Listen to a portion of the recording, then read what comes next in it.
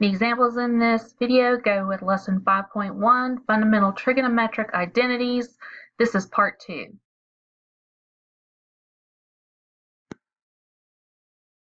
Example 5, verify that the equation is an identity. 1 minus the sine squared t divided by 1 plus the cosine of t is equal to the cosine of t. Okay, it is going to be a whole lot simpler to work on this side that has a lot of stuff in it and turn it into something that's smaller. In other words, it's easier to condense something than it is to take something and make it larger into something bigger. So I'm going to be working on the left over here, and I'm going to try and simplify it until all I'm left with is the cosine of t. Now remember the rules.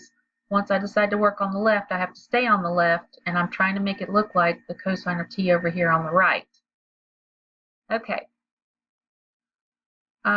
When we start adding and subtracting fractions, we talked earlier about how we want to get a common denominator. That's what we would do, for a problem like a half plus, 3/7. We would get a common denominator so that we can combine them, and that's the way I'm going to start this one off. Now 1 is actually the fraction 1 divided by 1, and I'm going to get the common denominator just by cross multiplying here.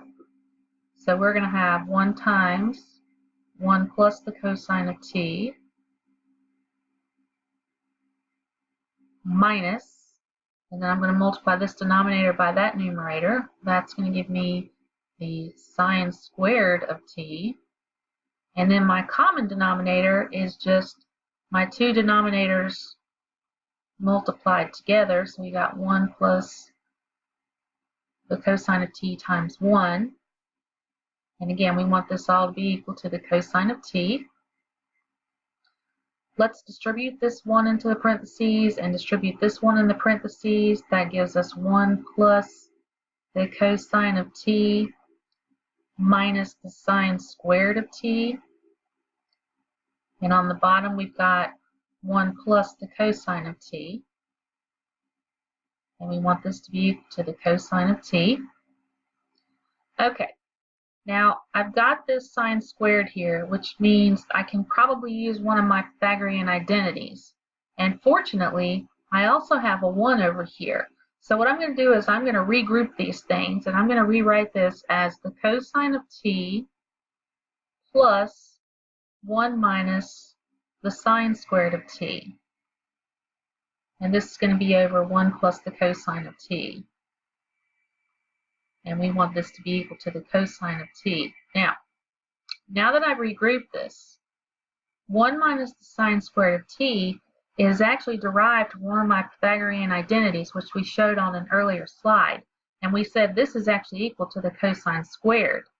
That means we can rewrite this problem as the cosine of t plus the cosine squared of t divided by 1 plus the cosine of t, and we want it to be equal to the cosine of t. All right, up here on the top, I notice both sides of this plus sign have a cosine in there.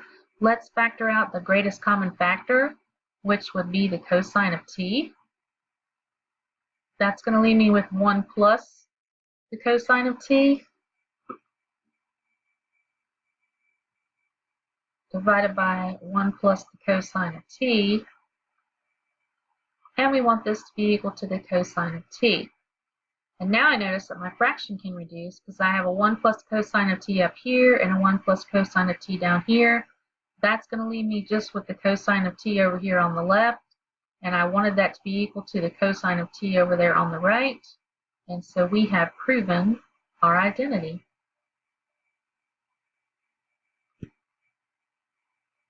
Example 6. Verify that the equation is an identity. The natural log of the absolute value of the cotangent of x plus the natural log of the absolute value of the sine of x is equal to the natural log of the absolute value of the cosine of x. Okay, so what I'm going to do now is reach back into one of the properties we learned for logs back in 171, and that was the one where if you have the log of one thing and it is added to the log of another thing, that is the same thing as the log of those two things being multiplied together. And since I have addition right here, I'm going to apply this property. It's called the product property for logarithms, in this case for natural logs. That means we can rewrite the left-hand side as the natural log of the absolute value of the cotangent of x times the sine of x. And we want this to be equal to the natural log of the cosine of x. All right, notice over here I want to have cosines in my answer, and there are no cosines over here. So let's turn the cotangent into its quotient function, which would be the cosine divided by the sine, and then I'll have a cosine over here. This will turn into the natural log of the cosine of x divided by the sine of x times this sine of x right here. And we want this to be equal to the natural log of the cosine of x. Well, if I put this sine over a 1, it looks like I have the signs here that can cancel one another out. One's in the numerator, one's in the denominator. And that's going to leave me with the natural log of the cosine of x divided by 1, which is just the cosine of x. And so we have the natural log of the cosine of x equal to the natural log of the cosine of x. And we have proven our identity.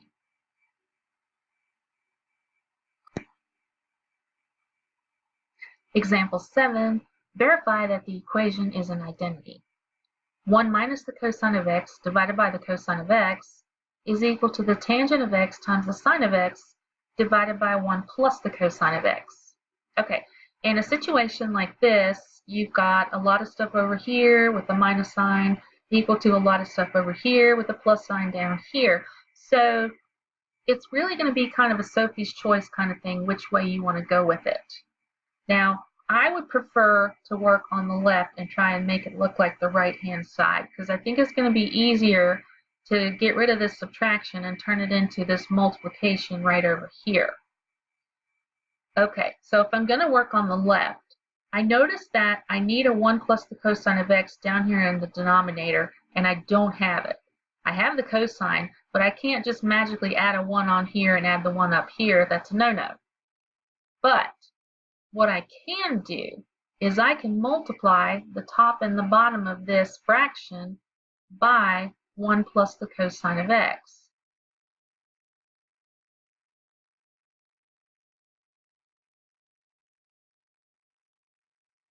And what that's going to do for me when I multiply this is it's going to get me that 1 plus the cosine of x in the denominator, which is what I wanted. And we want this equal to the tangent of x times the sine of x divided by 1 plus the cosine of x. Okay, let's multiply. I'm going to FOIL the top here, so 1 times 1 is 1. 1 times the cosine is going to give me plus the cosine of x. Negative cosine times 1 is going to give me the negative cosine of x. And negative cosine times cosine is going to give me negative cosine squared of x. And on the bottom, I'm not going to multiply these, because remember, this is what I want to be my denominator. So hopefully I'll be able to cancel this out in just a few minutes. But let's see. All right, so we have cosine of x times 1 plus the cosine of x. And we want this to be tangent x times sine x over 1 plus cosine x. Okay, over here we notice we've got some like terms we can cancel out. The cosines are going to go. We're left with 1 minus the cosine squared of x. This is over the cosine of x times 1 plus the cosine of x. And we want this to be equal to the tangent of x times the sine of x over 1 plus the cosine of x. The numerator here, notice that I have a cosine squared and I have a 1. we can actually derive this from the Pythagorean identity like we did before when we had it equal to the cosine squared. And if we look at it, we said that the Pythagorean identity was sine squared theta plus cosine squared theta is equal to 1. Well, now I want to have 1 minus the cosine squared theta, so we'll subtract that to the other side. And what we're going to find out is that we can actually substitute the sine squared theta in place of a 1 minus cosine squared theta. And that's exactly what I'm going to do. All right, so we've got the sine squared theta divided by the cosine of x. Sorry, that should be sine squared x. And then 1 plus the cosine of x. And we want this equal to the tangent of x times the sine of x over 1 plus the cosine of x. All right, let's come back up here. The sign, I'm actually going to break this apart because I notice I want to have a sign in the numerator. I just want one of them, and I've got 2. I'm going to turn this into the sine of x times the sine of x. This is going to be over the cosine of x times 1 plus the cosine of x. And this is going to be equal to the tangent of x times the sine of x over 1 plus the cosine of x. And what I notice about right now in my fraction is that the sine right here divided by the cosine is the same thing as the tangent. And so I'm going to turn that into the tangent of x. We already have a sine of x in the numerator. And then we've got 1 plus the cosine of x. Sorry, this is actually the tangent of x over 1. And we want this to be equal to the tangent of x times the sine of x. Put an x in there. There we're 1 plus the cosine of x. And, you know, the tangent of x times the sine of x is just tan x sine x. And if we distribute this 1 over here, we're just going to get 1 plus the cosine of x. And that is exactly what we wanted, because on the other side we have tan x sine x over 1 plus the cosine of x.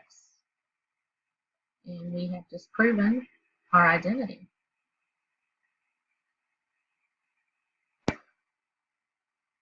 Example 8, write the square root of x squared minus 121 as a function of theta, where 0 is less than theta is less than pi over 2, by making the substitution x is equal to 11 secant theta. All right, things we know. First of all, right here, theta is between 0 and pi over 2. This tells me that my answer should be in quadrant 1, because all the angles that are between 0 and pi over 2 are angles that occur in quadrant 1. All right, then they tell me that I want to replace all my x's in the problem up here with 11 secant theta. So let's do that substitution first. We're going to have 11 secant theta squared minus 121, and this is being square rooted. And let's go ahead and simplify this. That's going to give me 121 secant squared theta minus 121, and this is being square rooted. Now, be really careful here, because you don't want to square root this and square root that and say we're done, but this minus sign is kind of messing everything up for us. So let's go ahead and factor this, because I notice I have a greatest common factor in here. That's going to give me 121 times the secant squared of theta minus 1, and we are square rooting this. And see, now that I'm multiplying these together, I'll be able to square root this one, and I can't square root that one yet because of the minus sign. That's messing everything up for me. But I do know that I have a Pythagorean identity that says that the tangent squared theta plus 1 is equal to the secant squared theta. So I think I'm going to be able to do a substitution here because I want secant squared minus 1. So let's subtract 1 over here to the other side, and we'll have tan squared equal to the secant squared minus 1. Now I'll be able to substitute that tan squared in place of the secant squared minus 1. That's going to give me 121 tan squared of theta, and we are square rooting this. And now all we're doing is multiplication, so I can square root everything. The square root of 121 is 11. The square root of tan squared is just going to be the tangent, and I know I want the positive square root because we're in quadrant 1. So this has been simplified.